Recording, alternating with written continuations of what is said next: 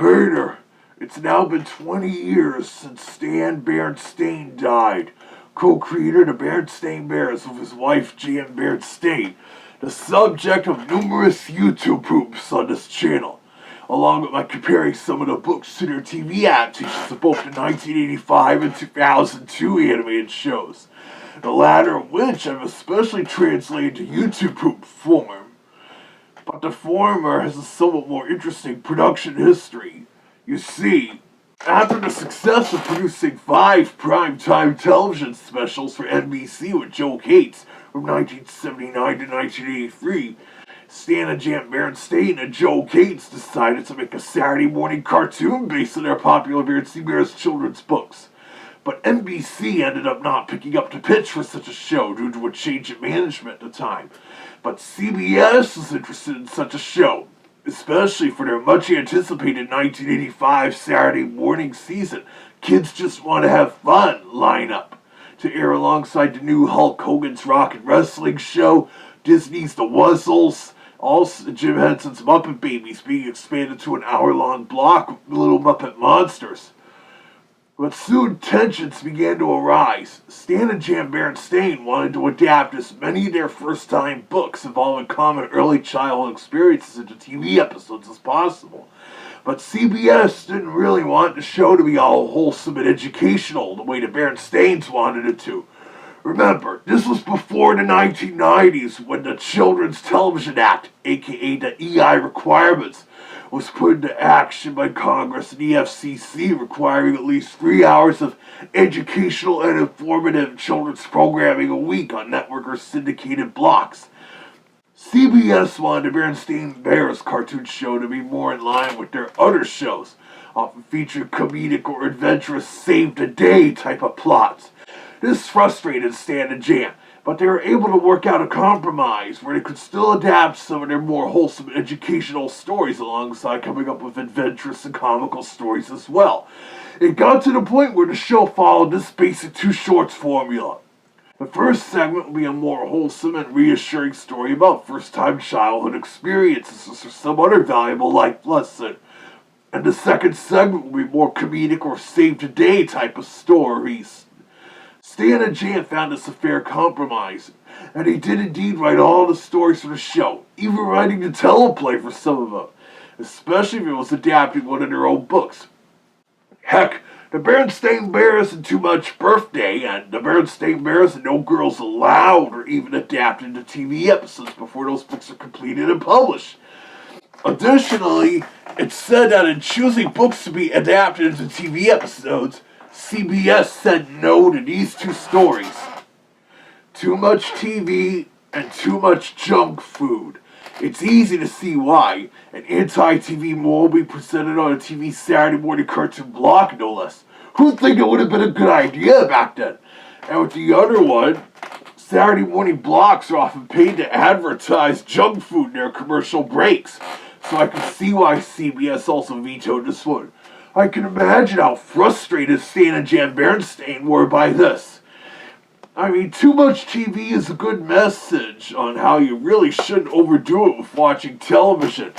Even if Mama Bear gets the whole family to give up watching TV for a whole week in this story. And it turns out for the better. And too much junk food does enforce better eating habits, although there's nothing wrong with occasional junk food or sweets. I've still got some leftover Halloween candy to go through, as I've only been having a few pieces a day, and even then, some days I don't eat any of it at all. I'm a grown wolf, so it's easier for me to follow these lessons. But for kids and cubs, it can be trickier, hence these books. Also, while CBS may have rejected them, PBS and Treehouse TV had no problems with these storylines, and they allowed Nelvana to adapt both of those into episodes of the 2002 animated series, which was entirely meant to be an edutainment series, even though Stan and Jan Berenstain weren't involved with it very much because of those Canadian labor laws in place at Nelvana. And as such, they really changed both stories in some cases. Well, they really changed Too Much TV, which is actually the first episode of this series I ever saw.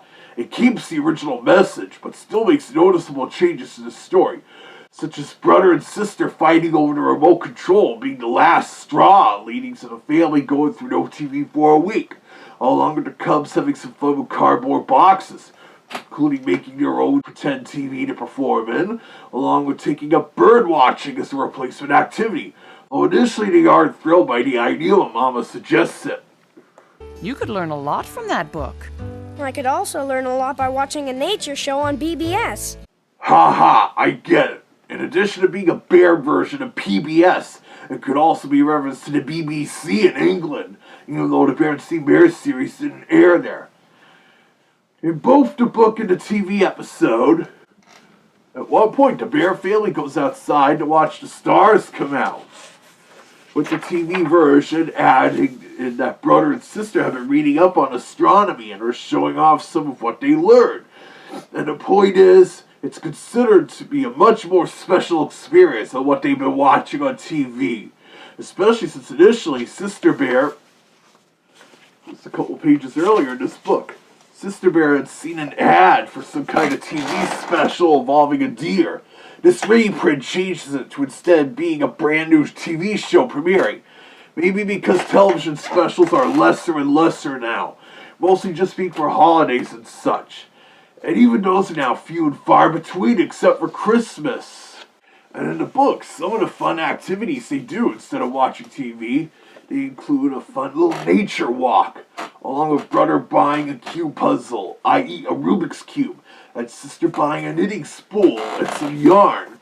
But they do have to keep an eye on Papa. When you catch Papa in a TV store at the mall, and then when you try to peek at a late movie in the middle of the night.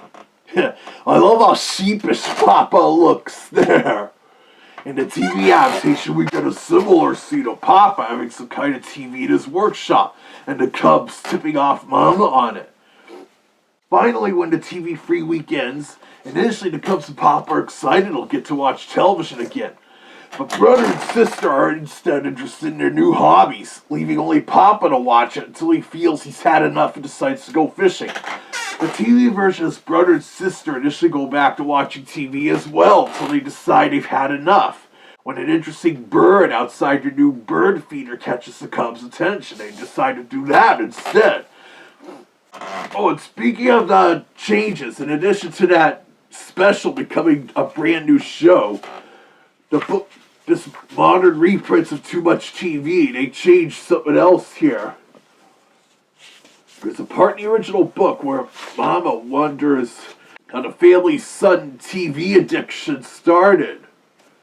She figures maybe it could have happened when their old TV broke down and got a new one. Originally, it said it was just a fuzzy picture in black and white set, and they got a new color TV to replace it. This reprint changes the text, saying it was just their old TV broke down. They got a new, larger screen model. It still says color TV on the box. And when Papa puts up the antenna that brings in more pictures from all over Bear Country, the text is modified to say that Papa's just tinkering with new gadgets that bring in such shows. Because nobody uses the analog TV antennas anymore. So the text makes it more vague. Like, for all we know, he could be setting up a digital TV antenna now. Or he could be working on rewiring it to cable or something. Who knows? And then, with the TV adaptation of Too Much Junk Food, it's largely close to the original book. But Mama Bear learns of the Bear Country 3-mile run at the start of the episode, and Papa recalls running in it when he was more slim, before he began getting into the type you learn too much junk food. And as such, Papa is now fairly out of shape. And the Cubs are too, because the Bear family starts their program of jogging and exercise early on, compared to much later on in the original book. But the rest of it is largely the same. Right down to running into Dr. Grizzly at the supermarket. Although the TV version adds an extra scene where Papa runs into Dr. Grizzly when he tries jogging all out of shape. And then this leads to Dr. Grizzly giving the Bear family a little presentation about their bodies, complete with a slideshow. And the 2000s TV adaptation even used an older slide projector like in this. And in both, someone even thinks they're going to watch a movie at first until finding out it's an educational slideshow. Even the slides showing how the body works are copied faithfully into the TV show, as if Nelvana's crew actually traced over the original book illustrations. Heck, I always thought the digestive system slide, the face with only a frowning mouth, looked kind of freaky. And the slide for the food groups doesn't have any lettering in the TV version, for the sake of dubbing the show into different languages to make that easier. And so the bears all begin to eat healthier. Also, it's worth noting the modern reprints of this book did change a bit of wording because of contemporary sensitivities. Originally, Mama here began to notice the cubs were looking a little chubbier. Here it's changed to be more vague, but Mama noticing the cubs have been eating too much junk food. So now this part here doesn't make as much sense. Originally saying the cubs are now chubbier from the side, the front, and the back. But thankfully the book still says at one point sweets and junk food can still fatten you up, with Dr. Grizzly's original line retained on how they just pile up as extra body fat. And she demonstrates by pinching Papa's waist and grabbing a good chunk of flam, complete with Papa saying, "Ouch!" That doesn't happen in the TV version, unfortunately. But if it were adapted into the 80s series like Stan and Jan Berenstain originally wanted, they likely would have worked that in. But the TV adaptation we got in the 2000 series did say eating sweets and goodies occasionally is fine.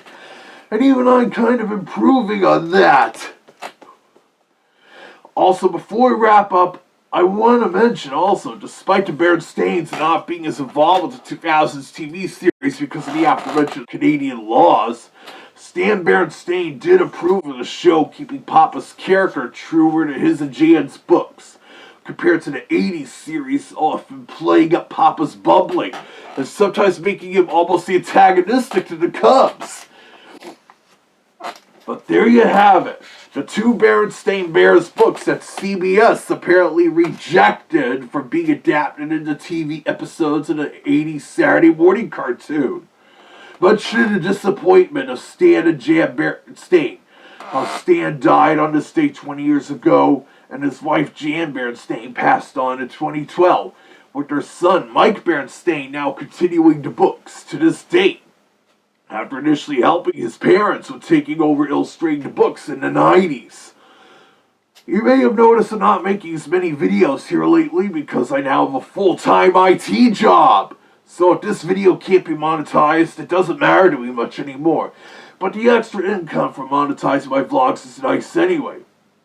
And again, if you're feeling generous, you can leave me a tip on my Ko-Fi, again featured in the video description.